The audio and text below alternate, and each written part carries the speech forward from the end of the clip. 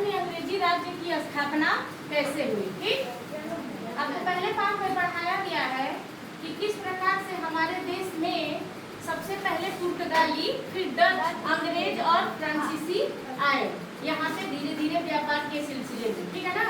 और सबसे पहले हमारे देश को ढूंढते हुए पुर्तगाल का एक नाविक था जिसका नाम था क्या, वास्को डी गामा। हमारे यहाँ पे आए थे सबसे पहले जल मार्ग से। ये जल मार्ग से क्यों आए, क्योंकि कुस्तुनतुनिया नामक एक जगह पे तुर्कों का अधिकार हो गया, वो रास्ता बंद हो गया, लोगों को आने जाने नहीं दिया जा रहा था, व्यापार के लिए दिक्कत होने लगी। तब नए मार्ग को ढूंढने के लिए 3 मार्ग पहले था, फारस की खाड़ी, ठीक ना, और 3 तरह के मार्ग थे ना, अलेक्जेंड्रिया, जिनेवा, ये सारे व्यापार यूरोप के साथ होते थे।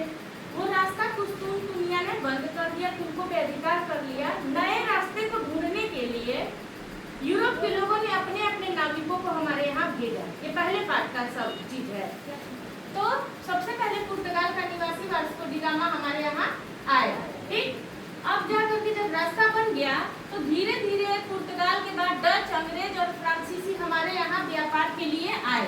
जब व्यापार के लिए आते थे तो 1600 से 1670 ईस्वी तक ये लोग अपनी यहाँ पे कंपनी लगाते थे। कंपनी यानी फैक्ट्री, कंपनी माने फैक्ट्री। फैक्ट्री तो आप जानते हैं जहाँ पे सामान बनता है। हमारे यहाँ उस समय सामान बनाने का कोई फैक्ट्री नहीं था, कच्चा माल तो बहुत था लेकिन उसे बनाने का मशीन फैक्ट्री नहीं था। ये लोग यहाँ पे अपनी कंपनियां और फैक्ट्रियां व्यापार के लिए लगाते थे और यहाँ पे हमें उपनिवेश राज्य के रूप में हम बन गए, यानी कि हमारे पास संसाधन बहुत सारा था। ठीक है ना, यानी कि चाय भी हमारे पास था, कपास हमारे पास बहुत था, नील हमारे पास खेती बहुत होती थी, सब हम लोगों के काफी था, लेकिन हम ये व्यापार नहीं कर पाते थे। इसका कच्चा माल हमारे पास था। ठीक है ना, सारी चीजें क्या थी, कच्चे माल के रूप में था, यानी हमारे पास संसाधन की कमी नहीं थी। संसाधन बहुत था लेकिन हमारे पास उसे व्यापार के रूप में बदलने का तरीका, कंपनी, फैक्ट्री नहीं थी।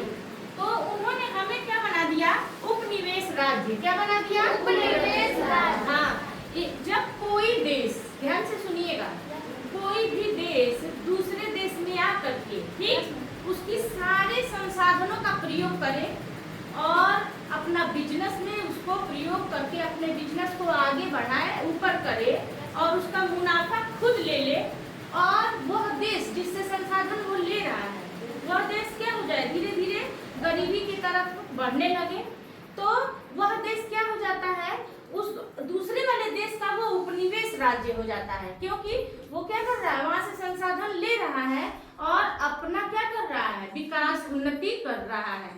तो हमारे यहाँ संसाधन बहुत थे और इंग्लैंड के लोगों ने उन संसाधनों का प्रयोग किया और हमारे माल से तैयार माल हमको ही ऊंचे दाम में बेच करके मुनाफा कमा लेते थे। इस तरह उपनिवेश राज्य हम बन गए इंग्लैंड का। बात समझ में आ गया, उपनिवेश राज्य किसे कहते हैं, संसाधन बहुत होते हैं लेकिन वह किसी दूसरे राज्य के द्वारा प्रयोग किए करके वो अपने आप को आगे बढ़ाते जाता है, वो जस का तस वहीं रह जाता है। वही स्थिति हमारी हो गई थी। ठीक, अब देखिए इंग्लैंड का व्यापार क्या क्या होता था, चाय, कॉफी, नील, ये सब क्या होते थे, ये कच्चा माल हमसे ले लेते थे, फैक्ट्रियों में इसे तैयार करते थे, यूरोप में बेचते थे महंगे दामों में और उसका मुनाफा कमा करके और हमको ही हमारी चीजों से, तैयार चीजों को, माल को ऊंचे दाम में बेचते थे। तो सारा प्रॉफिट उनका हुआ ना, कच्चा माल हमसे ही लिया और वो तैयार करके हमको ज्यादा दाम में दे दिया। तब देखिए इस प्रकार एक ही जगह नहीं, पूरे भारत में इस तरह का व्यापार चलना चालू हो गया था। अब वो सिर्फ तटों तक निश्चित नहीं थे कि बंदरगाह तक आ रहा है, बिजनेस कर रहा है, चले जा रहा है, नहीं, अब वो देश के कई राजाओं से मिलके उनको महंगे महंगे उपहार दे करके और उनको प्रसन्न करके, हमारे देश के राजाओं को, उनसे क्या करते थे, एक आध छोटे छोटे इलाके ले लेते थे, कोई गांव ले लेते थे, उस गांव का वो मालिक बन जाते थे, राजा प्रसन्न होकर उन्हें दे देते थे। इस तरह से पूरे भारत में वो अपनी छोटी छोटी कंपनियां लगाते थे राजाओं को महंगे महंगे उपहार देते थे, प्रसन्न करते थे, और एक आध गांव उनसे उपहार में ले करके उसके मालिक बन जाते थे। और वहां क्या करते थे, लगान वसूल करते थे किसानों से, मनमाना लगान, क्योंकि अब तो उसके उस छोटे से क्षेत्र के वो मालिक हैं, खूब ज्यादा लगान वसूल करते थे और मुनाफा कमाते थे। ईस्ट इंडिया कंपनी जो कंपनी है जो मतलब सबसे ज्यादा हमारे देश में मतलब फैली और विकास किया, उस कंपनी का नाम क्या है, ईस्ट इंडिया कंपनी। कौन सी कंपनी है बोलिए, ईस्ट इंडिया कंपनी। हाँ, और इस ईस्ट इंडिया कंपनी को सबसे ज्यादा आगे बढ़ाने वाला जो व्यक्ति है, अंग्रेज है, उसका नाम है लॉर्ड क्लाइव। क्या नाम है, लॉर्ड क्लाइव। हाँ, इस ईस्ट इंडिया कंपनी को आगे बढ़ाने, उसे उन्नति की तरफ ले जाने का, सारी नीतियों को बनाने में लॉर्ड क्लाइव का बहुत बड़ा योगदान है, महत्वपूर्ण योगदान है। क्यों? क्योंकि यह जगह जगह जा करके अंग्रेज पूरे भारत में अपनी कोठियां या फैक्ट्रियां लगाते थे। उपहार स्वरूप राजा को कुछ न कुछ दे देते थे, और महंगी गाड़ी हो गई, टेलीफोन हो गया, मतलब जो यहाँ पे नहीं था यूरोप से लाके यहाँ पे देते थे। राजा प्रसन्न उन्हें उपहार स्वरूप कोई न कोई क्षेत्र या कोई गांव इलाका दे देते थे, और वो वहाँ के मालिक बन के लगान वसूल करना शुरू कर देते थे, और इस तरह से वो वहाँ पे अपना मनमाना बात मनवाते थे। ठीक है ना।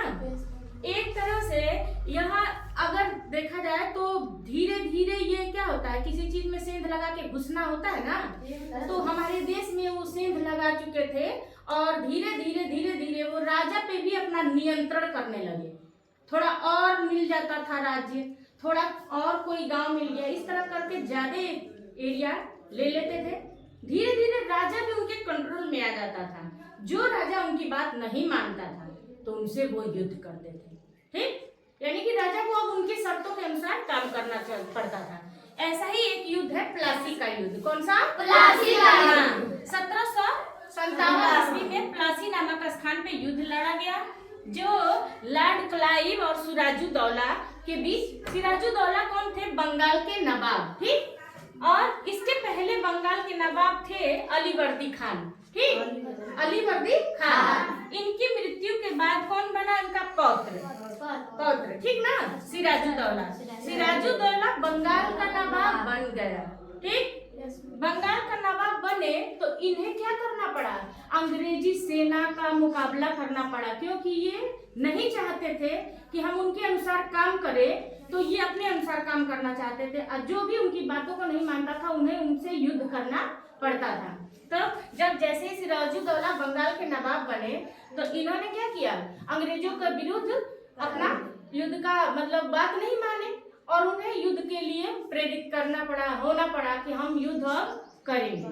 ठीक है ना, क्योंकि उन्हें उनकी शर्त नहीं मंजूर थी। युद्ध करने गए, लेकिन इनका सेनापति जो था मीर जाफर, क्या नाम था, मीर जाफर। ध्यान से देखिए, अलीवर्दी खान पहले थे, उनकी मृत्यु के बाद उनका पौत्र सिराजुद्दौला बंगाल के नवाब बने, और इन्होंने अंग्रेजों के विरुद्ध युद्ध प्लासी नामक युद्ध में किया, और उनका सेनापति जो पूरी सेना का कमांड करता है, उसे नियंत्रण करता है, उसे आगे बढ़ाता है, प्रेरित करता है, उसका नाम था मीर जाफर। क्या नाम था, मीर जाफर। लेकिन मीर जाफर क्या था, वो पहले ही अंग्रेजों से मिल चुका था, उसको खुद नवाब बनना था बंगाल का, है ना।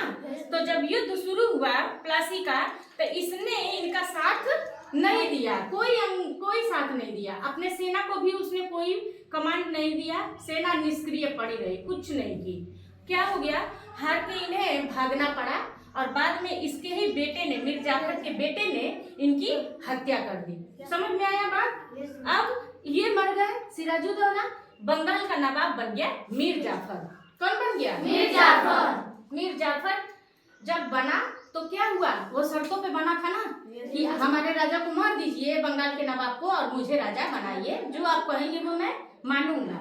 अब क्या था, ये तो बन गए बंगाल के नवाब, लेकिन अंग्रेजी सेना का इतना दबाव इनको झेलना पड़ा, उनकी डिमांड, उनकी मांग को इतना ज्यादा झेलना पड़ा, ये एकदम परेशान हो गया, और इनकी राज्य में इनकी प्रजा से एकदम ज्यादा वसूल किया गया कर, टैक्स, अंग्रेजी सेना, है ना।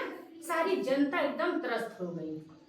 जब ये विरोध किया, कौन, मीर जाफर, मतलब ये ठीक नहीं लग रहा है, मेरा खजाना खाली हो रहा है, हम कितना पैसा दें। अंग्रेजों ने फिर क्या नीति अपनाई, इनका दामाद था मीर कासिम। ध्यान दीजिएगा, इनके दामाद कौन थे? मीर कासिम। इनको हटा दिया और मीर कासिम को गद्दी पे बैठा दिया। ठीक, मीर कासिम एक अच्छा और महत्वाकांक्षी राजा था। वो किसी भी बात की अंग्रेजों को नहीं मानना चाहता था। ठीक ना, वो अपने हिसाब से अपना राज्य चलाना चाह रहा था। तो वो बहुत ही महत्वाकांक्षी था, बहुत अच्छा था। उसने अंग्रेजों की बात नहीं मानी। कुछ दिन चला, अंग्रेजों को लगा कि ये हमारे शर्तों के अनुसार काम नहीं करेंगे, तो उन्होंने क्या किया, मीर कासिम को हटाया और मीर जाफर को पुनः क्या कर दिया, बंगाल का नवाब बना दिया। बात समझ में आया? और जान रहा था मीर कासिम कि अंग्रेज हमारे साथ कुछ न कुछ गलत कर सकते हैं, इसीलिए उसने अपनी राजधानी मुर्शिदाबाद से बदल करके मुंगेर जो बिहार में है ना, वहां पे उसने अपनी राज्य को राजधानी बदल दी, स्थानांतरित कर दी। ठीक, जब बदल दिया तब अंग्रेजों ने क्या किया, इसे हटा के पुनः क्या किया, मीर जाफर को गद्दी पे बैठा दिया। जब मीर जाफर गद्दी पे बैठा तो उसको अच्छा नहीं लगा कि हमारा ये अपमान हो गया, हमको हटा करके और पुनः क्या किए, पुराने राजा को, पुराने नवाब को बैठा दिए। इन्होंने क्या किया, युद्ध के लिए तैयारी किया। और युद्ध कौन सा था, बक्सर का युद्ध 1764। बात समझ में आया ना? आप देखिए, प्लासी के युद्ध में हमने क्या बताया है कि जो सिराजुद्दौला का सेनापति मीर जाफर था, ये गद्दारी करता है और यह राजा को मरवा के खुद राजा बनता है, लेकिन इसके एवज में यह इतना धन देता है अंग्रेजों को कि खजाना खाली हो जाता है। तो अंग्रेज तो मालामाल हो गए ना। यानी प्लासी का युद्ध आर्थिक रूप से अंग्रेज को बहुत मजबूत कर दिया। समझ में आई बात? अब क्या था, अब उनको इस नवाब बनना था बस बंगाल का। तो अब जब बक्सर का युद्ध हुआ 1764 ईस्वी में, जिसमें कि मीर कासिम से उससे लड़ाई हुई, लॉर्ड क्लाइव का, इसमें मीर कासिम की मृत्यु होती है। और पूरी तरीके से मीर जाफर तो पहले ही अपना सब कुछ पैसा गंवा चुका था। मीर जाफर पहले ही पूरा पैसा दे चुका था, एकदम कंगाल जैसे हो गया था, आर्थिक रूप से मजबूत कर दिया अंग्रेजों को। अब जब मीर कासिम मर गया तो अंग्रेजों ने पुनः क्या किया, मीर जाफर को फिर बना दिया। अब मीर जाफर की कोई शक्ति नहीं रही। इस तरह से भारत में अंग्रेजों का पैर बिल्कुल मजबूत हो गया, यहाँ से आर्थिक रूप से, यहाँ से राजनीतिक रूप से। बात समझ में आ गया? इसी तरह से पूरे भारत में हमारे क्या हो रहा था, अंग्रेज अपनी फैक्ट्री लगा करके राजा को प्रभावित करके आपस में लड़ा के फूट डालो और राज करो। दो लोगों को लड़ा लो, एक लोग को अपने में मिला लो, एक लोग को मार दो और अपना वर्चस्व कायम करो। इस तरह से हमारे पूरे देश में क्या हुआ, फूट डालो और राज करो, और अंग्रेजी राज्य बढ़ते गया।